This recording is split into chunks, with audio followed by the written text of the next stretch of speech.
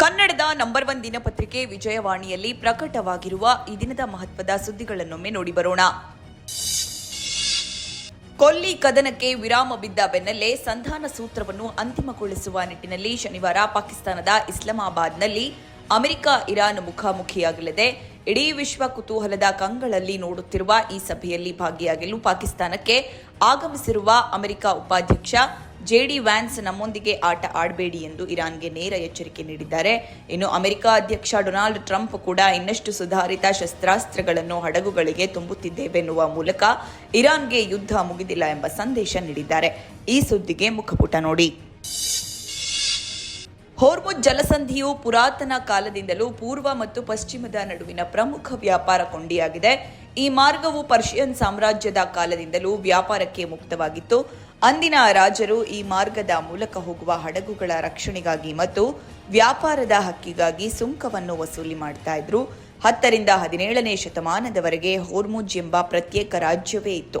ಈ ಜಲಸಂಧಿಯಿಂದ ಬರುವ ತೆರಿಗೆಯಿಂದಲೇ ಬೊಕ್ಕಸ ತುಂಬಿಸಿಕೊಳ್ತಾ ಇತ್ತು. ಹೋರ್ಮುಜ್ ಅನ್ನ ಗೆದ್ದವನು ಇಡೀ ಜಗತ್ತಿನ ವ್ಯಾಪಾರವನ್ನು ನಿಯಂತ್ರಿಸುತ್ತಾನೆ ಎಂಬ ಮಾತು ಇತ್ತು. ಈ ಎಲ್ಲ ಕುತೂಹಲಕಾರಿ ಸಂಗತಿಗಳ ಮಾಹಿತಿಗೆ ಚಿಂತನ ಪುಟ ನೋಡಿ. ದೆಹಲಿ ಪೊಲೀಸ್ನ ವಿಶೇಷ ಭಾಗವು ಅಂತಾರಾಜ್ಯ ಭಯೋತ್ಪಾದನಾ ಜಾಲವೊಂದನ್ನು ಬಯಲಿಗೆಳೆದಿದ್ದು 11 ಜನರನ್ನ ಬಂಧಿಸಿದೆ. ಪಾಕಿಸ್ತಾನದ ಗುಪ್ತಚರ ಸಂಸ್ಥೆ ಐಎಸ್ಐನ ಹ್ಯಾಂಡ್ಲರ್ಗಳು ಈ ಜಾಲಕ್ಕೆ ಬೆಂಬಲ ನಿರ್ದೇಶನ ನೀಡುತ್ತಿದ್ದರೆಂಬ ಸಂಗತಿ ಬಯಲಾಗಿದೆ. ಪಂಜಾಬ್ ಮತ್ತು ರಾಜಸ್ಥಾನದ ಸೂಕ್ಷ್ಮ ಸೇನಾ ಸ್ಥಳಗಳ ಮೇಲೆ ನಿಗಾ ಇರಿಸಲು ಈ ಜಾಲವು ಸೌರಶಕ್ತಿ ಚಾಲಿತ ಸಿಸಿಟಿವಿ ಕ್ಯಾಮೆರಾಗಳನ್ನು ಅಳವಡಿಸಿತ್ತೆಂಬ ಆಘಾತಕಾರಿ ವಿಚಾರವೂ ಬೆಳಕಿಗೆ ಬಂದಿದೆ. ಈ ಸುದ್ದಿಗೆ ಮುಖಪುಟ ನೋಡಿ.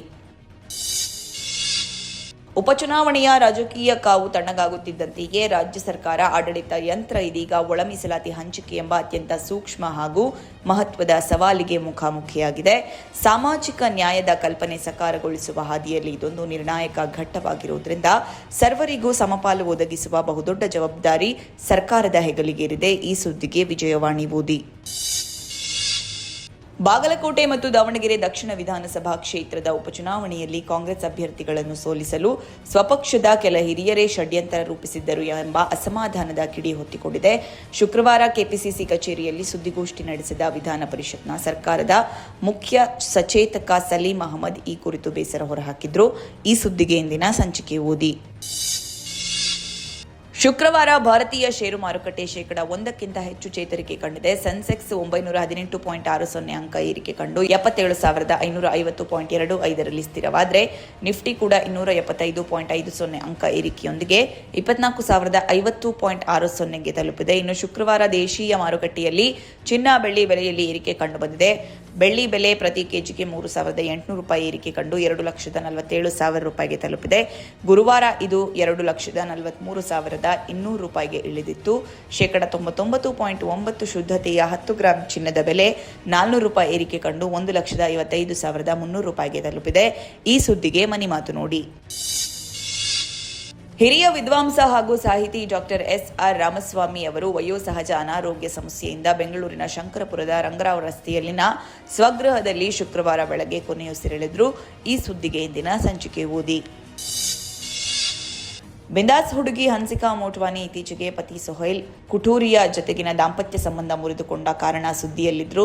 ಯಾವುದೇ ಜೀವನಾಂಶ ಪಡೆಯದೆ ಪತಿಯಿಂದ ವಿಚ್ಛೇದನ ಪಡೆದಿದ್ದ ಅವರು ಇದೀಗ ಮತ್ತೆ ಮುನ್ನೆಲೆಗೆ ಬಂದಿದ್ದು ಸ್ವಂತ ಅತ್ತಿಗೆಯ ವಿರುದ್ಧ ಕಾನೂನು ಸಮರಕ್ಕೆ ಇಳಿದಿದ್ದಾರೆ. ಹೌದು, ಇತ್ತೀಚೆಗೆ ಹನ್ಸಿಕಾ ಮೋಟ್ವಾನಿ ಕುಟುಂಬದಲ್ಲಿ ಕೌಟುಂಬಿಕ ಕಲಹ ಉಂಟಾಗಿದ್ದು ಅದು ತಾರಕಕ್ಕೇರಿದೆ. ಇದೀಗ ಕಿರುತೆರೆ ನಟಿ ಅತ್ತಿಗೆ ಮುಸ್ಕಾನ್ ನ್ಯಾನ್ಸಿ ಜೇಮ್ಸ್ ವಿರುದ್ಧ ಹನ್ಸಿಕಾ ಮಾನನಷ್ಟ ಮೊಕದ್ದಮೆ ಹಾಕಿದ್ದು 2 ಕೋಟಿ ನಷ್ಟ ಪರಿಹಾರ ಕೇಳಿದ್ದಾರೆ. ಈ ಸುದ್ದಿಗೆ ಉಲ್ಲಾಸ ನಮಸ್ತೆ ಬೆಂಗಳೂರು ನೋಡಿ. ಇವಿಷ್ಟೇ ಅಲ್ಲ, ಮುಂಜಾನೆ ಮಾತು, ಅಂತರಂಗ, ಭವಿಷ್ಯ, ಮನೋವಿಕಾಸದ ಕಾಲಂಗಳು, ಕ್ರೀಡೆ, ಸಿನಿಮಾ, ದೇಶ ವಿದೇಶಗಳ ಭರಪೂರ ಸುದ್ದಿಗಳ ವಿಶೇಷಗಳಿಗಾಗಿ ವಿಜಯವಾಣಿ ಓದಿ.